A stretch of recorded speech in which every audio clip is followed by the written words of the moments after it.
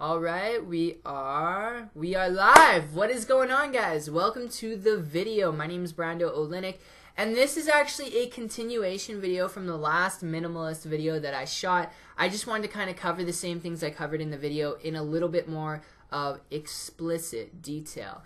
Just to give you guys a little bit more of an overview and wrap your head around how to actually do this. So these are going to be tips, okay? And like I said in the last video, I have been able to do this, not fully. I'm not a full minimalist, but I do in certain areas in my life, like travel. I apply minimalist lifestyle tips to it. I apply exactly what I teach. You know, when you're traveling, don't travel with like tons of luggage, tons of things. Just the essentials, you know, a shirt, pants, a backpack. That's really all you need. And if you have a laptop you want, or a camera, Canon camera, pack that too. All right, but it's not like 30 shirts, 40 pants. It's just like, you know, 2-3 things that you can change out of, and that's pretty much it, including socks and underwear. Obviously, you need those things as well.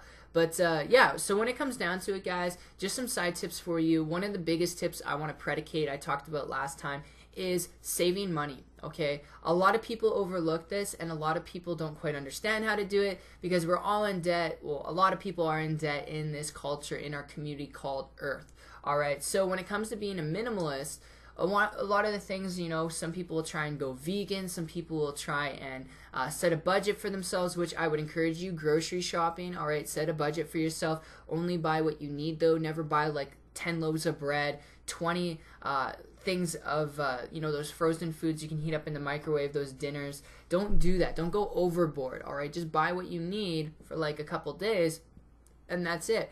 But what you need to do is set a goal for yourself every single month that you're going to save $800, $1,000. If you do that, at least if things go south, okay, if things don't work out for you, when times get rough, because life is never a nice paved road. Times will get tough as a minimalist if you do it fully to the extent, or if you're doing it partially like myself.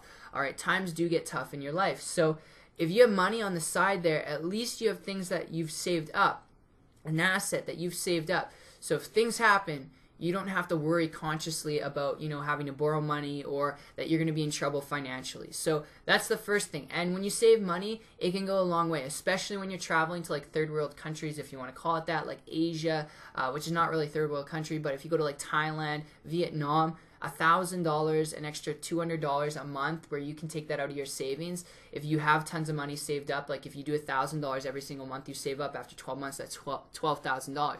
If, you know, you go on a vacation somewhere, you're traveling, you spend an extra $500 because you wanted to buy something, okay, whether it's food or something else, you spent it on entertainment, it goes a long way.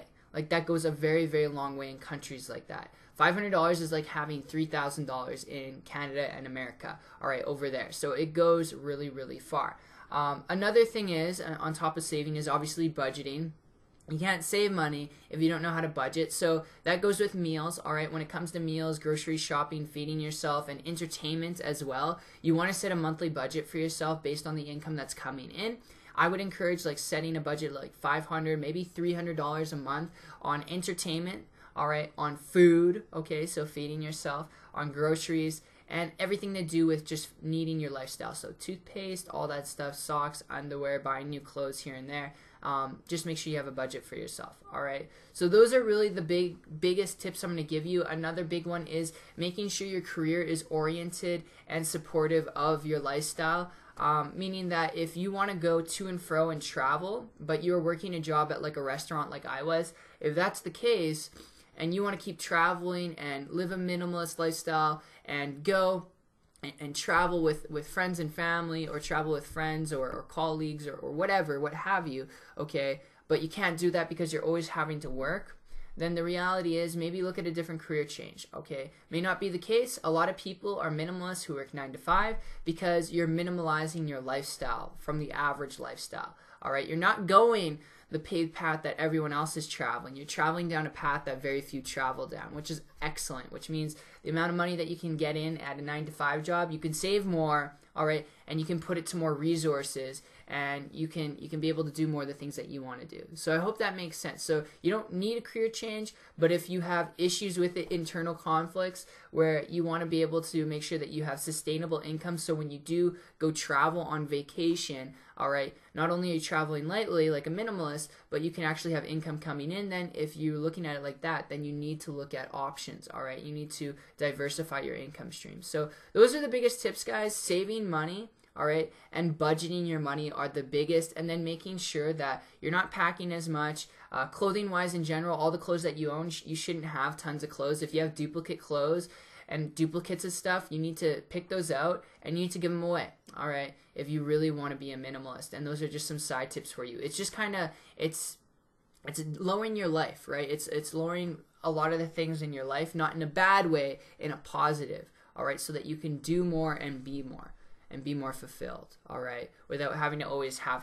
So I hope this makes sense, guys. Those are my tips for you, the 2 biggest tips on top of just some side ideas, and I hope you really enjoyed this video. I hope it all made sense. If you did, leave a like, subscribe if you're new, and before I go, like I always plug at the end of my videos, if you guys want to find out more about myself and how I was able to, back in September 2014, work a 9-to-5 baking job, 40 hours a week, okay, and then in 5 months go from that to creating a full-time income on the internet, firing my boss, being able to travel when I want to, where I want to, without worrying about time or money, being my own boss, guys, not a job, but being an internet entrepreneur. If you want to find out how I was able to do that and how you can too, if you're willing to work your butt off and put in the time and dedication, then I'll leave a link down below to my website. It's right down there. It's 123marketingtips.com. There's a free video training series there where I walk you through exactly how I was able to do it. But other than that, guys, I am out. Peace.